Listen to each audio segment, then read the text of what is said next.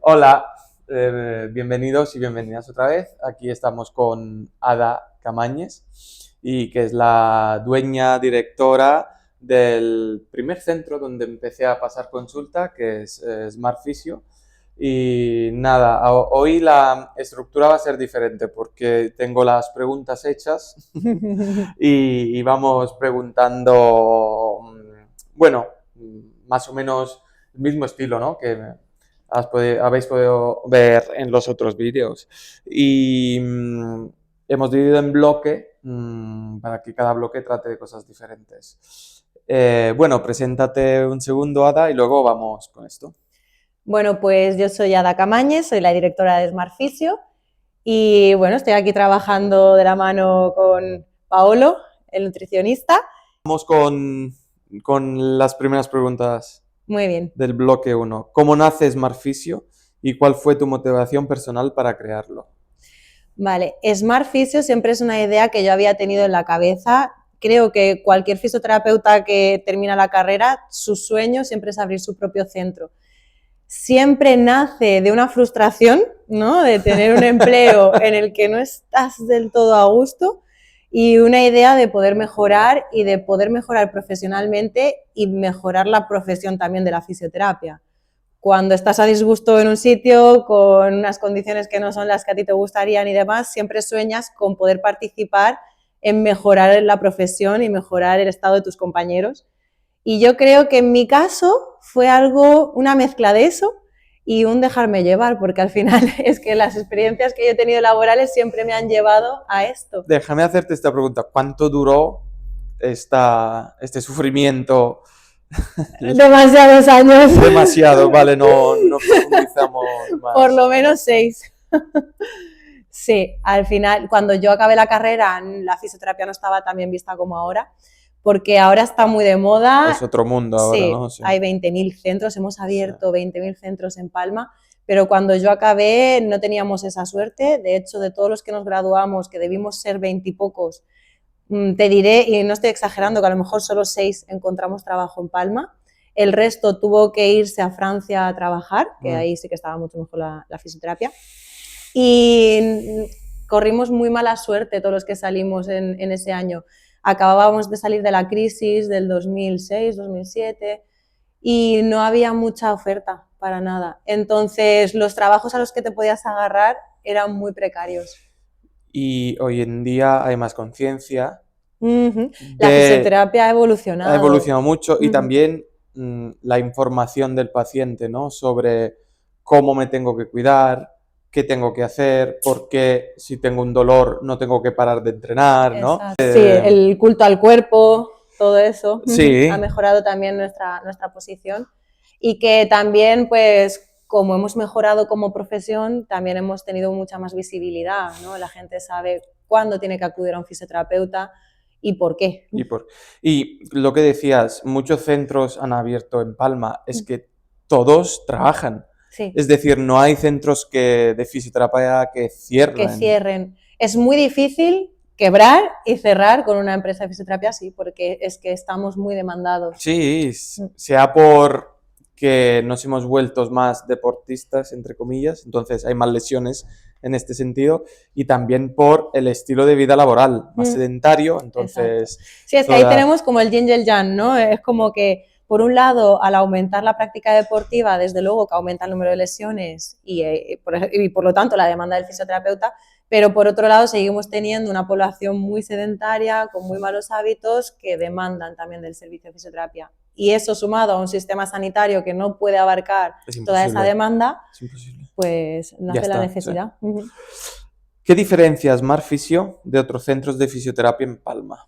Bien, esta es una pregunta difícil, pero creo que lo que nos diferencia a nosotros es el trato al paciente. Nosotros somos un equipo muy humano y nos volcamos mucho en ayudar. O sea, al final, cuando yo entro a la consulta y me siento en mi escritorio, yo no pienso en un hombro lesionado, yo no pienso en una cadera con una prótesis, yo pienso en una persona que tiene un dolor en el hombro a la que le está afectando en su día a día de una manera, ya sea en su mundo laboral, en su práctica deportiva, en su estado de ánimo en general, ¿no? Entonces, como vemos a una persona detrás de cada patología, tratamos o abordamos de una manera mucho más integrativa y nos preocupamos mucho más por el paciente, damos un trato como más cercano. Vale. A mí me gusta decir que nosotros somos la fisioterapia de barrio.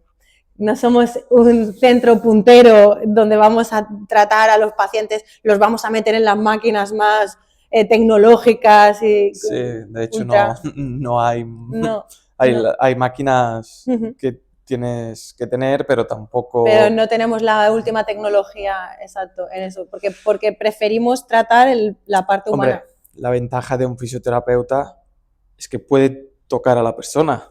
Sí. Y sentir los órganos y esto, uh-huh, cómo responden a eso. Sí, nuestra experiencia con las manos, la experiencia sensorial que podemos tener es que si pierdes esto, has perdido mucho. Sí, bajo mi punto de vista, sí. ¿Qué tipo de pacientes suelen acudir más al centro? Pues nosotros solemos tener un perfil de paciente con dolor, en general, ¿vale? No tenemos tanto un perfil deportivo, tampoco tenemos un perfil rehabilitador postcirugías, ¿sí? ¿no? Solemos tener a gente con dolor, y el dolor en todas sus formas y en todas sus expresiones, con las limitaciones en su día a día, pero dolor en general. Vale. Pasamos al siguiente bloque. Bien. ¿Por qué es un error pensar que la fisioterapia es solo camilla y masaje? Buena pregunta. Hasta hace pocos años era así, ¿no? Me voy a hacer un masaje. La fisioterapia ha tenido como una evolución un poco así con altibajos. Si nos remontamos al nacimiento de la fisioterapia, la palabra kinesiterapia, que viene del griego, se define por la parte kine, movimiento, y terapia, ¿no? Pues tratamiento. Entonces, el fisioterapeuta siempre ha utilizado el movimiento en su tratamiento, ¿vale? Y es la base de su profesión. Y los primeros gimnasios de fisioterapia que había en las clínicas, en los hospitales y demás, eran gimnasios. Tenían jaulas, tenían poleas, tenían contrapesos, teníamos ruedecitas, teníamos bicicletas. No lo sabía que era así, ¿eh? Sí. Entonces nosotros tratábamos a través del movimiento. ¿Qué pasó? Que de repente llegó la osteopatía y la osteopatía ofrecía un tratamiento mucho más pasivo, manipulativo, terapias viscerales, ¿no? Donde el paciente pasaba de ser un ser activo a un ser pasivo. Se tumbaba en una camilla, el terapeuta le trataba, le solucionaba sus problemas y generaba un nivel de satisfacción alto para el paciente.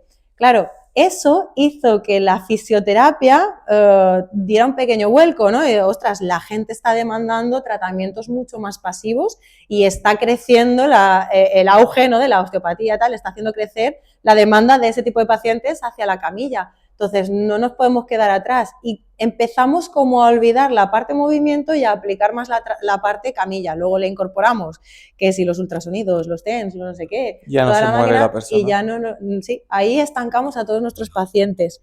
Pero como la fisioterapia es una ciencia y la ciencia siempre está en constante evolución y estudio y actualización, gracias a Dios, los últimos estudios científicos pues nos están otra vez dirigiendo hacia nuestra base, ¿no? Que es el movimiento, y nos están llevando para allá. De hecho, las siguientes preguntas van hacia esto. ¿Cuándo un paciente debe pasar de fase pasiva a fase activa y qué papel tiene el ejercicio en la recuperación de una lesión? Vale, el paciente nunca debería estar en una fase pasiva. Vale. Entonces, ¿cuándo? Desde el principio, desde ya. O sea, aunque a ti te duela la rodilla, tú puedes mover tus brazos. Aunque a ti te duela tu hombro, tú puedes hacer sentadillas. Entonces, el movimiento debería estar siempre implícito en cualquier tratamiento y no diferenciarlo de las primeras fases en camilla, las segundas en gimnasio y la tercera en el circo, ¿no? O sea, deberíamos movernos siempre y nuestros tratamientos deberían incluir el ejercicio desde el minuto 1. Entonces, importantísimo la fase activa desde el minuto 1. Vale. Y la importancia del ejercicio, pues un poquito de la mano de esto, ¿no? A través del movimiento podemos recuperar mucho mejor todos los tejidos, porque la mayoría de las lesiones vienen por problemas en la gestión de las cargas, ¿no? de un tendón, de una articulación, de una vértebra, viene por problemas de adaptación de los tejidos a lo que le estamos pidiendo, viene por déficits en las capacidades que tenemos para gestionar las demandas que ofrece el día a día nuestro cuerpo, ¿no? Entonces, es importantísimo poder adaptar a los tejidos a todos estos estímulos. ¿Y cómo lo podemos hacer? Pues de manera activa. Es que pasivamente no existe nada. ¿Y por qué crees que a todas las personas con lesión se le ha dicho, desde médicos hasta cualquier terapeuta, de no hacer movimiento? El reposo, ¿no? El reposo, a ver, que el reposo es la mejor medicina, pero en este caso, bueno, reposo me refiero a recuperar de un esfuerzo, por ejemplo, o dormir, Vale, descanso. descanso, pero porque antes, si te lesionabas, como tú dices, el hombro y podías hacer sentadillas, se decía, no, reposo absoluto hasta que no te encuentres bien. Claro, también aquí muchas causas, muchos factores que contribuyen. Primero, la ignorancia, ¿no? Al principio era algo desconocido, no había tantos estudios, Claro, entonces, claro. como ciencia, como he dicho antes, la evolución nos ha llevado a cambiar nuestro punto de vista y llevarlo hacia ahí. Después también, yo creo que un poco mito, ¿no? O sea, actualmente, si todavía se da este mensaje, es porque hay todavía muchos mitos que debemos romper y sacar de la población, ¿no? Tendencias, sí, creencias, bueno, cositas que influyen a la hora de dar información. Después, también, y falta de actualización por parte de algunos profesionales sanitarios, no solo médicos, englobo a todos, fisioterapeutas incluidos. Y luego también, pues un poco falta de tiempo, o sea, si un médico no tiene el tiempo suficiente para poder dedicarle a un paciente, va a decirle, mira, párate, porque es lo mejor, es lo más rápido, si tú te paras no te vas a romper más. Es verdad que no te va a beneficiar, pero a lo mejor evita que empeores drásticamente, ¿no? Es muy difícil sin tiempo poder explicarle a un paciente qué puede hacer y qué no, hasta dónde puede llegar y hasta dónde no, y sin los conocimientos. Por ejemplo, vuelvo a un médico, porque es como la primera barrera, ¿no? Que se encuentra. Entonces, un médico sabe tratar al paciente desde una parte farmacológica o desde una parte intervencionista, ¿no? Pero también, no desde la rehabilitación. Entonces, ¿qué le va a recomendar a un paciente que se mueva? ¿Cómo le va a dosificar un ejercicio que puede hacer? Que no, porque no es su campo, no puede. Sí, hacerlo. Como mucho un traumatólogo, ¿no? Podría recomendar algo si sabe. Claro, pero no te puede dosificar. Un endocrino, por ejemplo, sí, no.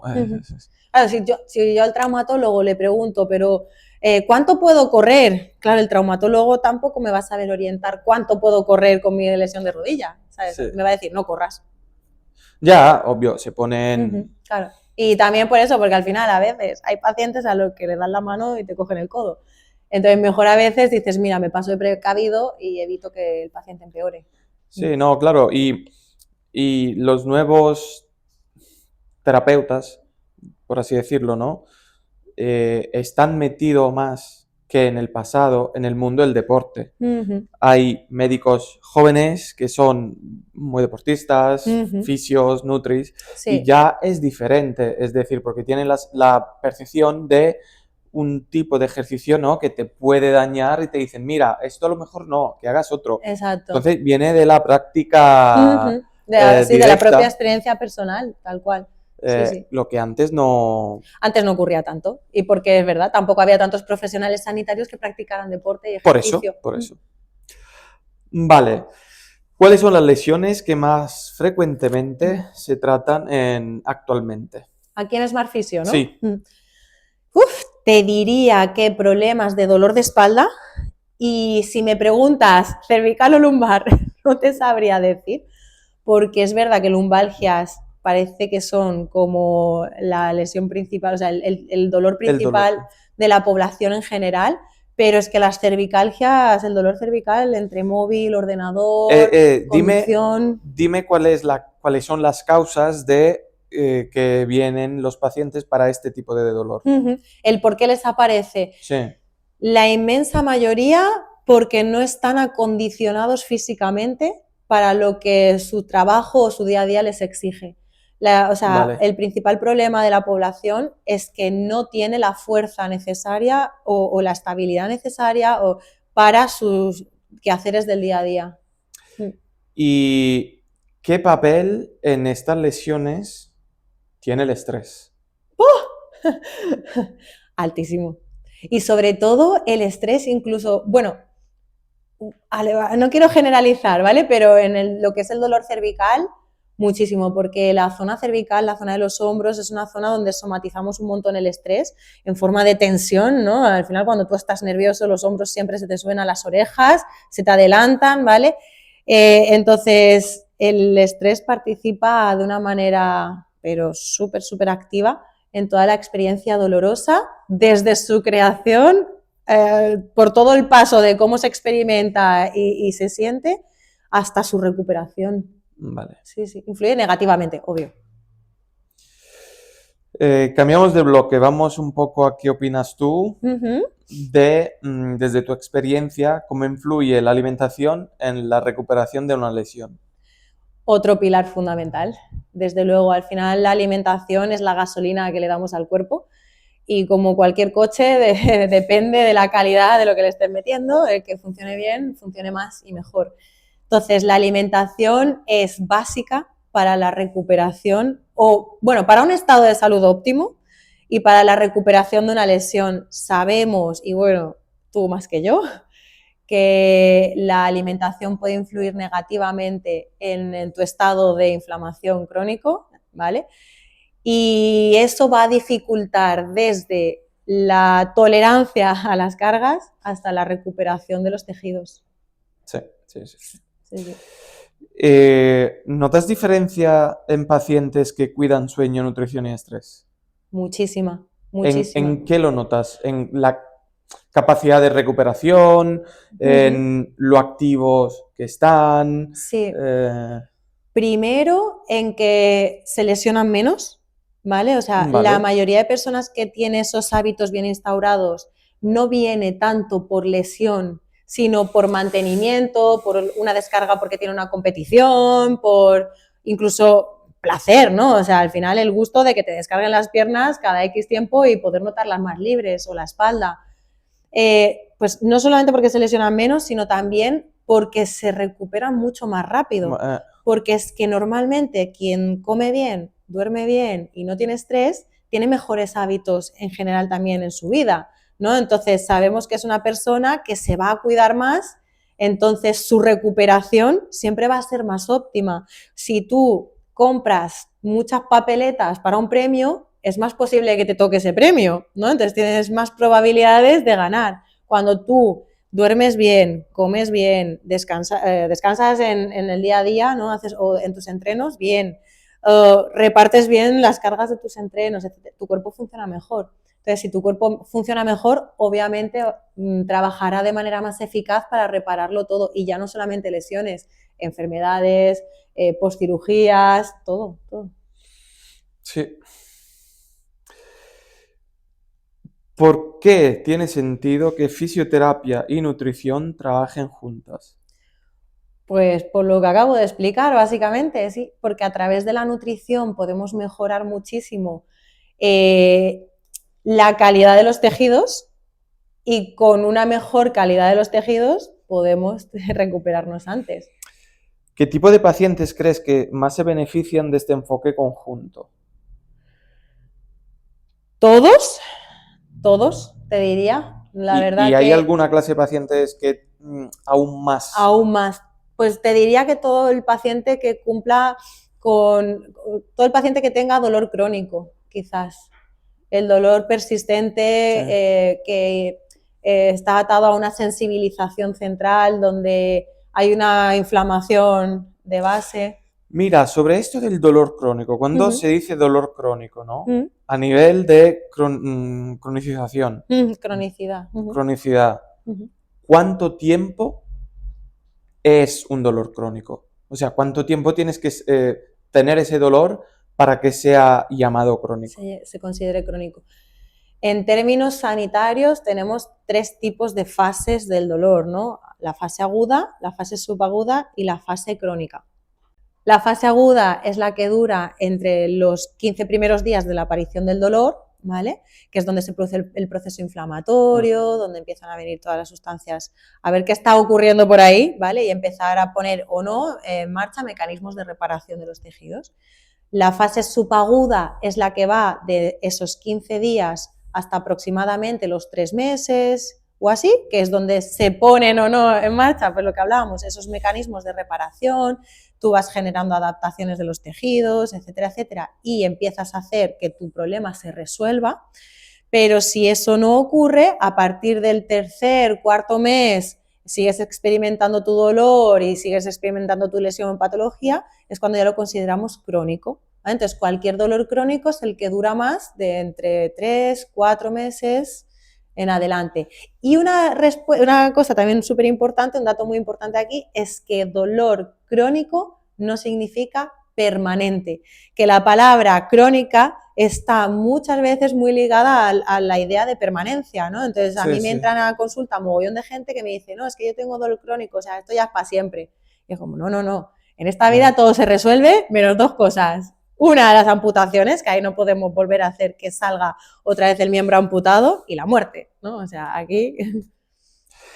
Hablando de esto, ¿no? Del dolor crónico, ¿cuánto de crónico, mediamente hablando, es el dolor que los pacientes te enseñan en consulta, ¿no? O sea, cuando tú dices, vale, o alguien te dice, tengo dolor crónico, la mayoría de los pacientes, ¿cuántos meses, años, décadas llevan con ese dolor? Para saber si intervienen enseguida o normalizan esta cronicidad y dicen, es que soy así, es que como el estrés. Sí, es que soy así.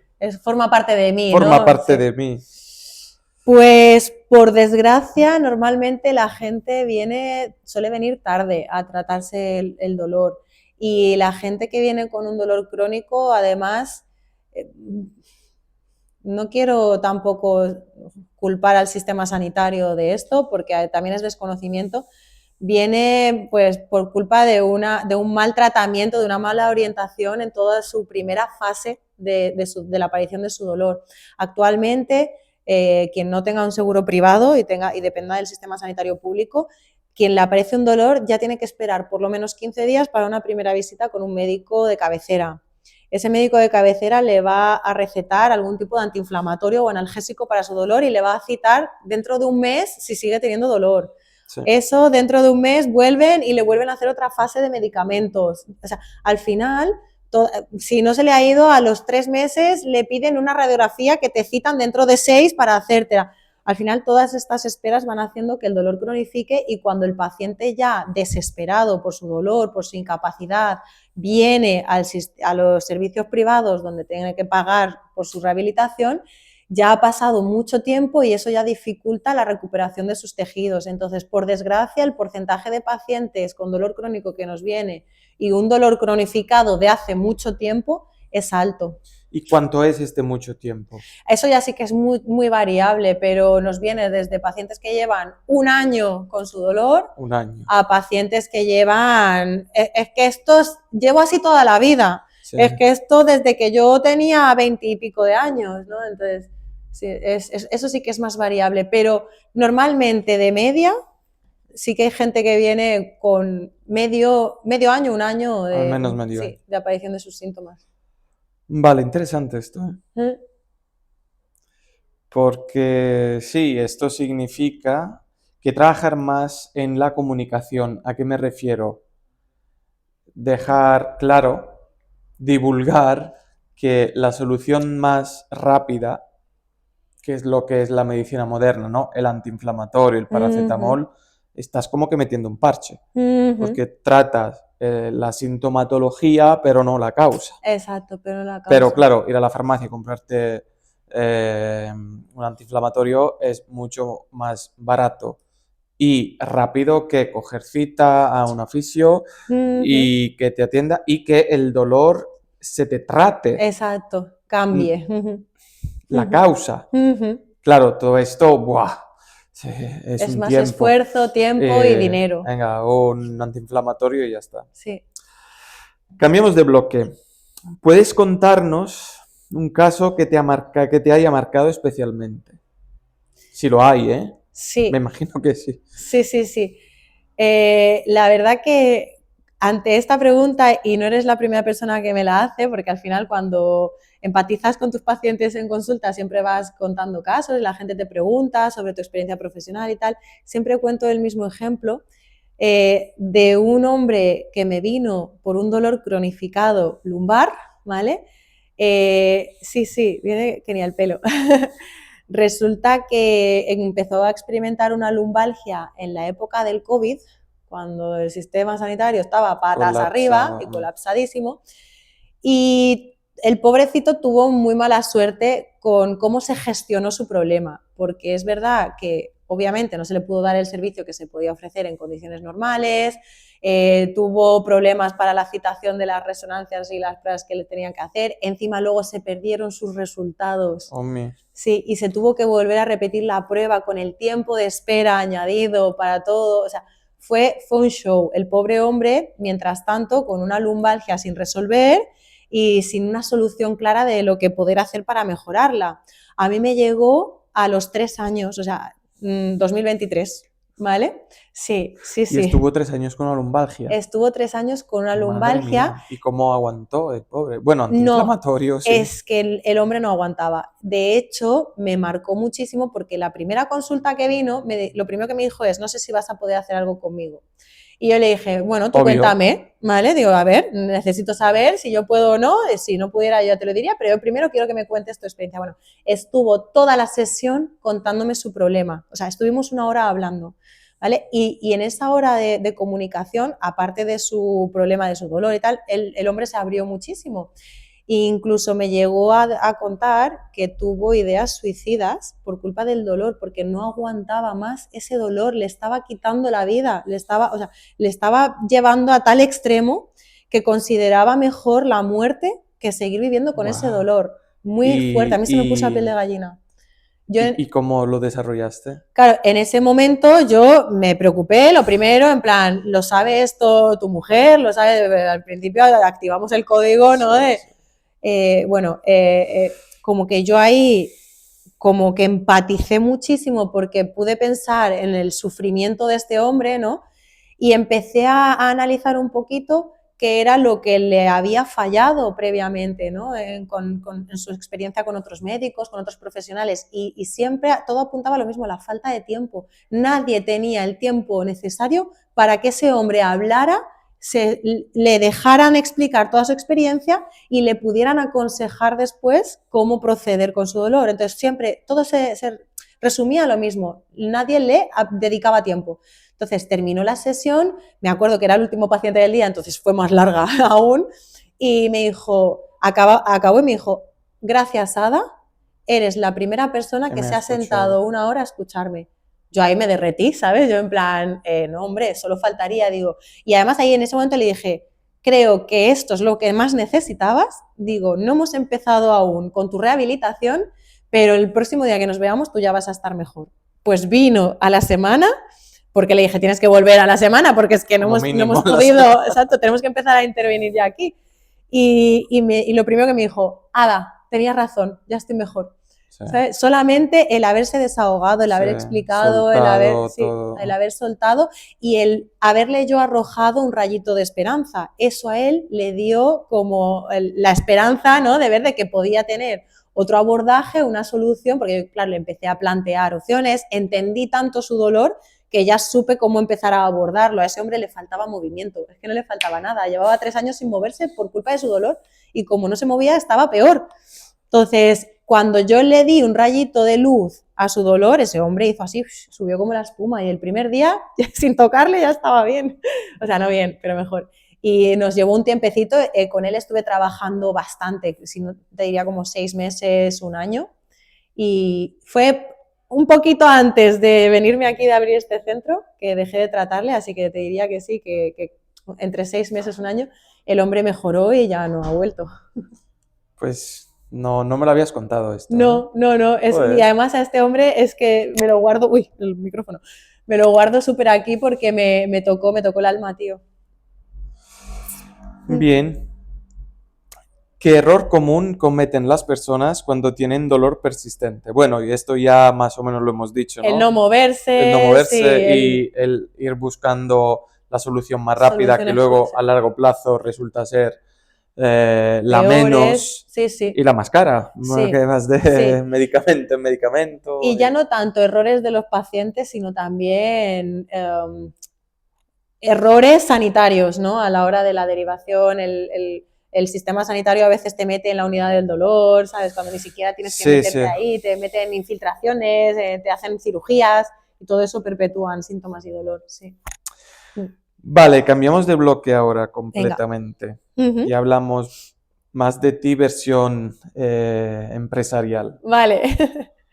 ¿Qué significa para ti liderar un equipo sanitario? Porque al final aquí tú tienes a Gaspar, que luego os lo enseñamos, que está empleado. Y Sí. luego yo y Olaya Uh-huh. como colaboradores Uh-huh. externos. Uh-huh. Bien, liderar un equipo, ¿qué significa para mí? Liderar un equipo significa trabajar de la mano con otros profesionales en busca de un objetivo en común, ¿no? De contribuir a un beneficio comunitario, ¿no? En este caso, nosotros somos todos profesionales sanitarios y nuestro objetivo es mejorar la experiencia de todos nuestros clientes, pacientes.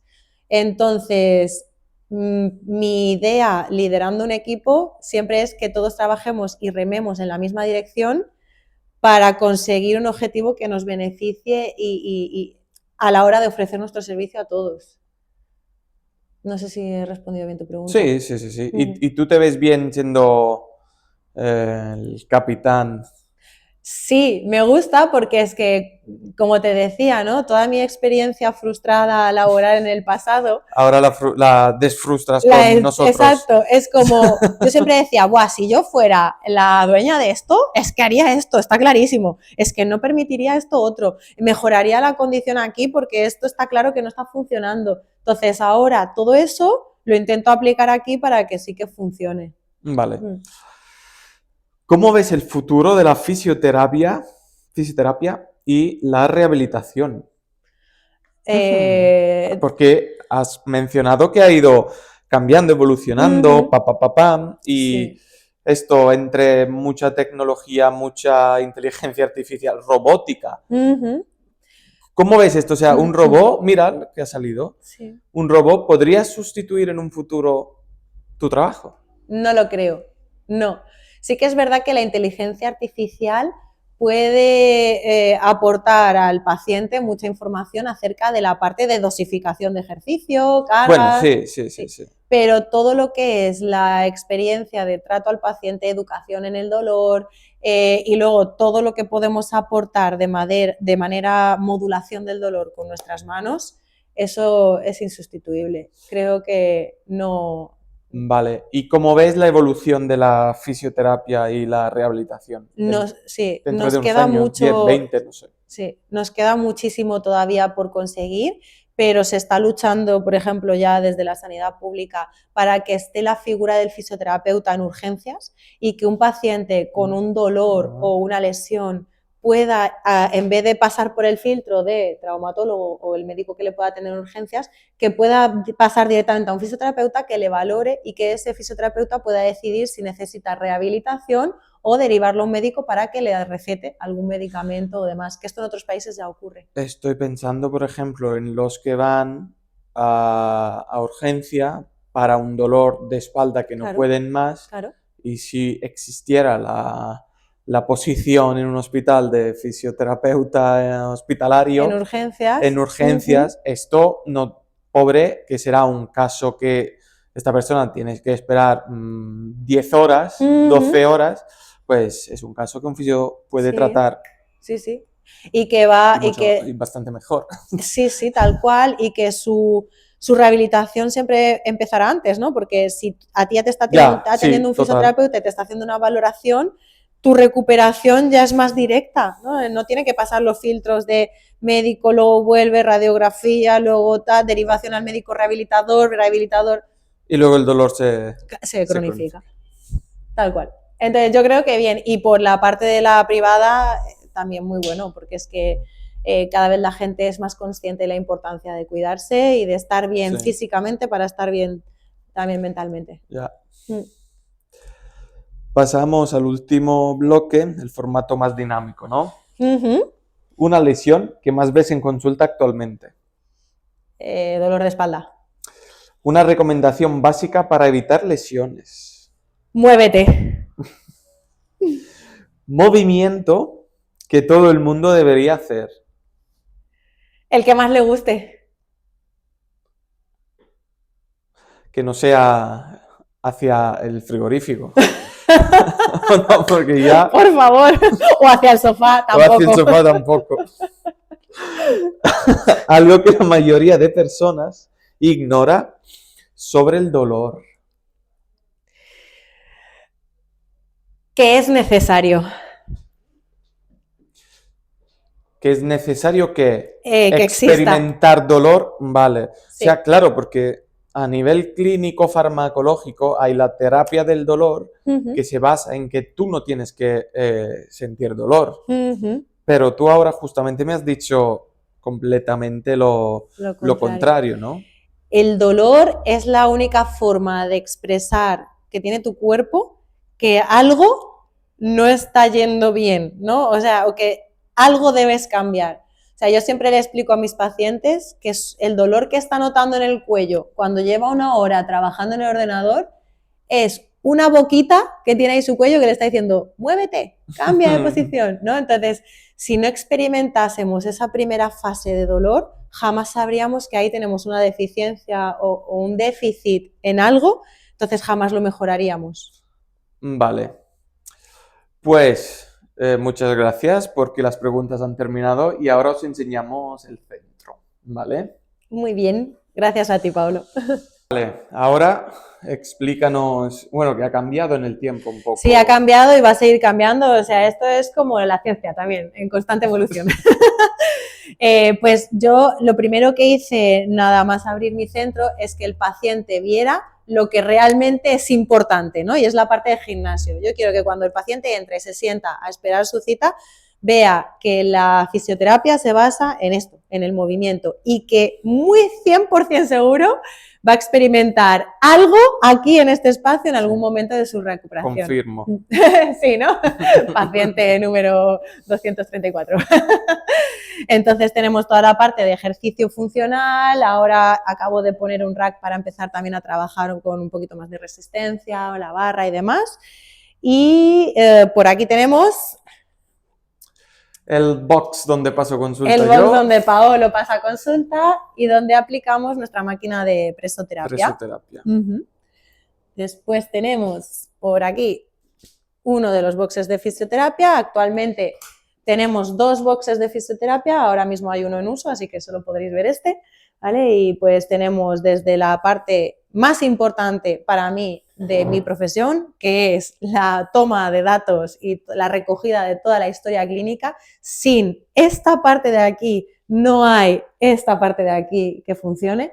Entonces, tenemos nuestro escritorio donde tomamos nuestros datos y demás, la camilla donde hacemos el tratamiento pasivo, nuestra aparatología necesaria para modular el dolor y demás, y una parte súper importante también para mí, la pizarrita de los dibujos de las obras de arte. Ahora justo tengo además una obra de arte aquí, luego la pongo a subasta, porque yo... ¿Cuánto de importante es para ti?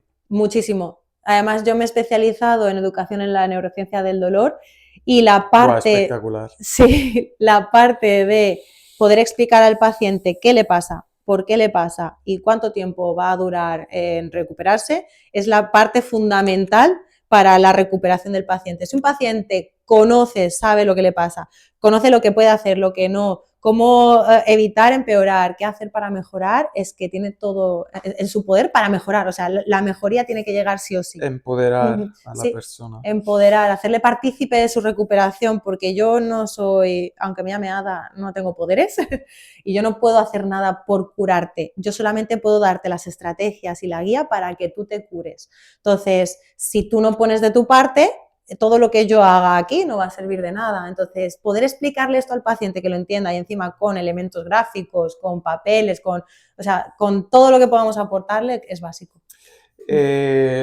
Una pregunta. ¿Cómo funciona contigo la primera cita y el seguimiento. Vale. La primera visita siempre es un poquito más larga que una visita normal por toda la recogida y la toma de datos, etcétera, etcétera, y la explicación del problema en cuestión.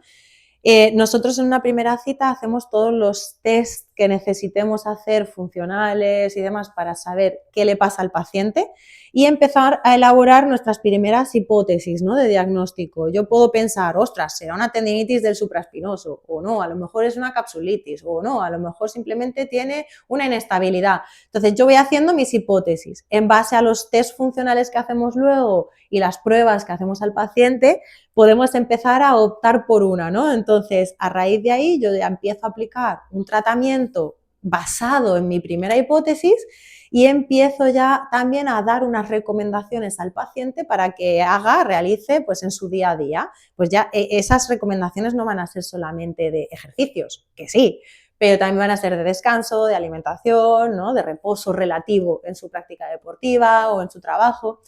Y con esa primera información, pues el paciente ya puede empezar a notar ciertos cambios. Entonces luego lo dosifico, bueno, le explico al paciente, sobre todo, y esto es fundamental, le explico al paciente lo que creo que le pasa, cuánto tiempo creo que le va a durar y cuántas veces puede necesitar venir al fisioterapeuta, ¿vale? Entonces, una vez hemos hecho eso, le vuelvo a citar para la siguiente visita y en la siguiente visita vamos aplicando pues siempre una progresión. Nunca haremos una cita igual, jamás, porque es que el paciente nunca viene igual. Entonces, las siguientes visitas le vamos aplicando el tratamiento siguiente y le vamos dando las recomendaciones siguientes para su mejoría. Vale. ¿Queremos enseñar las otras dos habitaciones que quedan? Sí, o... estamos aquí de paliques y me encanta hablar. Bueno, por aquí tenemos una de las máquinas. ¿Qué máquina es esta? Esta es se llama tecarterapia o diatermia o radiofrecuencia, aunque la gente la conoce por Indiva. Indiva es una marca, esta precisamente no es marca Indiva, pero esto es una máquina que acelera el metabolismo en el cuerpo y ayuda como a la recuperación más rápida de las lesiones. Vale. También ayuda a mejorar la oxigenación de los tejidos, aumenta el flujo sanguíneo en la masa muscular, en las articulaciones y por lo tanto promueve la recuperación de las lesiones. Es muy, muy guay, muy buena adquisición. Esta allí es la otra está el box 1 ocupado de momento. Sí, aquí está nuestro compi Gaspar. Y aquí tenemos la peor enemiga de todos nuestros pacientes, clientes, la bicicleta, la airbike. Esta se ha ganado muchos enemigos. Y esto nos lo está enseñando, ¿no? No. ¿Y dónde nos encuentran? Pues estamos situados en la calle Alfonso Magnánimo, número 79, en la misma calle que sube del conservatorio hacia la autopista, muy cerquita de Ocimax, en Palma. Perfecto. Ada, pues muchísimas gracias por tu tiempo. A ti. Por toda la información. Ha sido un placer. Y por aquí nos vemos. Desde luego, nos vemos el miércoles. Chao. Gracias.